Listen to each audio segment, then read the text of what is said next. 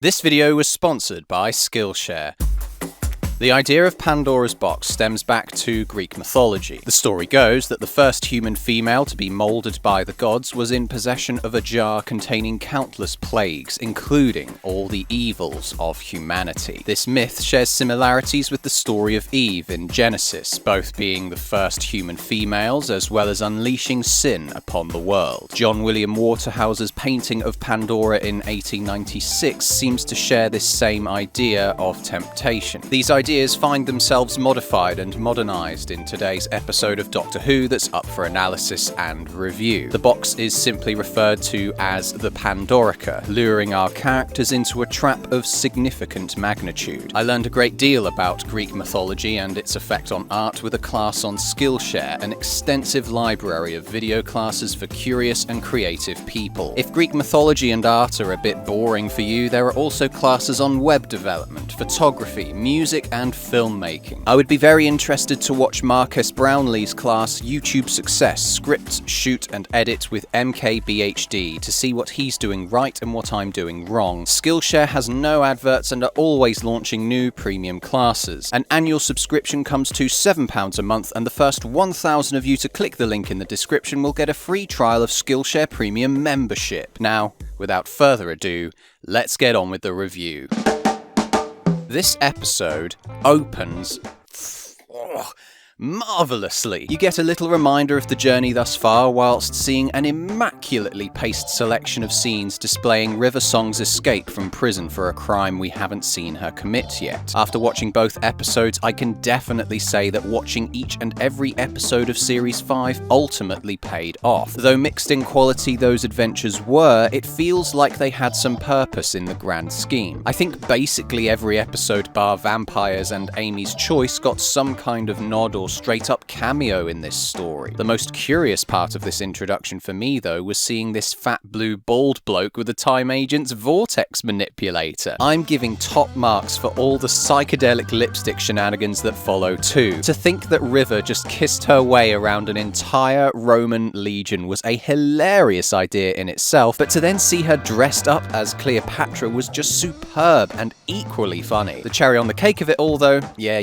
you all know I like using that phrase, was that painting of the TARDIS blowing up. Right from where the episode started, the mystery of this painting is revealed and is a perfect segue into the title sequence. Afterwards, the characters wind up at Stonehenge. Given that the place is older than even the Romans, I think this location choice was another stroke of genius from Moffat. They actually filmed some of this episode at Stonehenge itself, with the rest done in a replica titled Foamhenge. Replica or not, I was genuinely convinced that they filmed all the exterior segments at the site. The ancientness of this story gave it a really unique, almost Indiana Jones vibe as well. The first recorded words in history idea was a bit far-fetched, but it's certainly more interesting than the Doctor getting another message from his psychic paper. Cry for help with a kiss. The trio then find the Pandorica underneath Stonehenge, expecting the most powerful creature in the universe to be locked inside. The box itself appears quite ominous and is a really cool design. In fact, the Underhenge was at the time the largest set ever built in Upperboat Studios in Wales. To establish this ominousness further, yes, it's a word, the remains of a Cyberman's arm is seen on the floor with its modern musical motif briefly heard playing. This episode definitely benefits from a rewatch. The Doctor can both identify the coincidence that Amy's favourite book and school subject just happen to be the scenario that's thrown at them. There's also the fact that the Doctor has an ego big enough to prevent him from seeing himself as the most feared being in the universe. Both of these factors will have such detrimental outcomes for our characters by the end of the episode, and it's all built up super nicely. River then returns to the Romans to enlist them against the Doctor's worst enemies, who are hovering above Stonehenge. I did think it was unfortunate that River was able to identify all the various invading species in a big long list, killing the mystery of the invader's identity only 15 minutes in. Fortunately, River convincing the Roman general to fight in this scene was rather unique. Your world has visitors.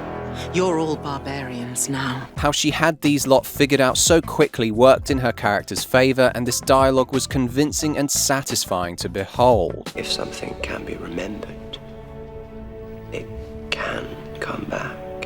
We will remember this line. Meanwhile, the Doctor and Amy start getting attacked by various cyber body parts. I definitely thought this encounter was rather fun. Look at me, and the creepy cyberhead tentacles and clamping was spectacularly terrifying too. It was a shame, though, that the exterior shot of the Cyberman's head was seen before the gang went underground, otherwise this surprise would have packed a bigger punch. Rory the volunteer then kills it, and we have a humorous catch-up between the Doctor and he, neither able to explain how or why he's alive. The box looked like it was about to open when all of a sudden the ships we were warned about are seen floating above Stonehenge. It's certainly an impressive recycling of old CGI assets, and yet strangely didn't feel that impeding for the Doctor as he stood there like a rock star with the bright lights and a microphone in his hands. Interestingly, that very expectation that all these ships should be fighting each other here comes off as eerie and almost comically convenient, which is exactly the point. We have truly come to expect the Doctor's words to stop all opposing forces at every corner. When watching this episode again, it was great knowing that the aliens would use this very predictability to their advantage, making the ending of this episode all the more shocking. River then gets taken to Amy's house on the date the finale was due to be aired. I can imagine this must have been quite exciting to see on that Saturday night broadcast amidst this disheveled and broken location. This triggers a creepy piece of score that's heard as we intercut between the three locations. Rory and Amy then have an awkward reunion under the starry sky. Her crying seems to evoke ideas of buried trauma, and both actors kill it here at displaying their characters' shared lack of understanding of what's happening. There's no big sudden remembrance. In fact, it was really interesting to watch her heart and her mind actively working against each other, accompanied by the shots of this book River had nabbed with all the Roman cast members illustrated inside. This was equally perturbing to watch as the episode built up to its climax. So far in the story, it would seem typical of the show to have given these Romans basically no characteristics aside from being Roman, yet only when River draws attention to them, Doctor, who are those Romans?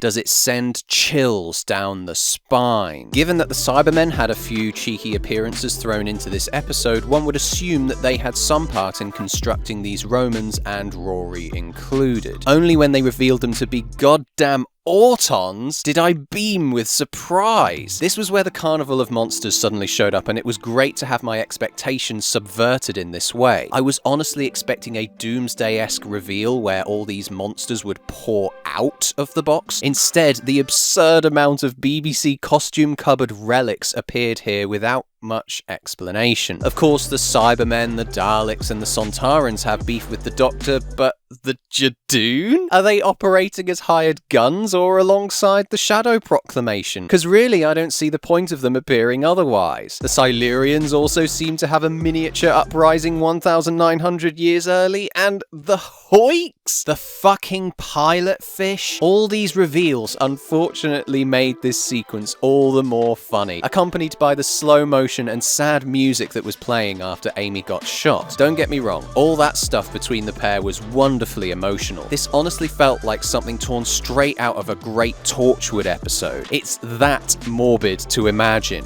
Heck, even that cocaine-addicted fish guy shows up in the crowd. But when this emotional reveal is accompanied by the bloody Sycorax and that dude from the Sarah Jane Adventures laser tag episode, it all becomes extremely distracting from the emotion they're trying to produce. Obviously, the twist itself, that this was all a trap to put the most feared creature in the universe inside this box, was great. A collective group of bad guys working to produce a good outcome as a result of the Doctor allegedly destroying everything? That is such an interesting conundrum. The only thing is, the outcome the Alliance was actively trying to prevent actually happens. So it was an oversight. None of these goons knew that the Doctor wasn't the only person who could fly the TARDIS. Yet it was just sitting outside the camp for a good amount of time. Did none of them think to even keep an eye on it, at least? So, did it suck?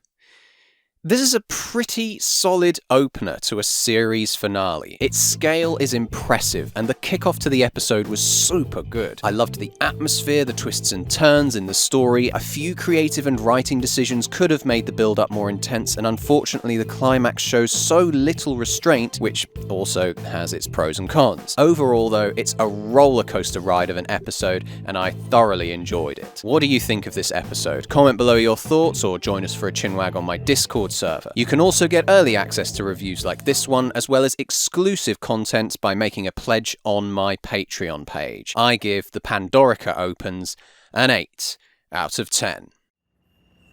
I don't know why those red and yellow lights are on. This video was sponsored by Skillshare! These ideas find themselves modified and modernised in today's episode of Doctor Who that's up for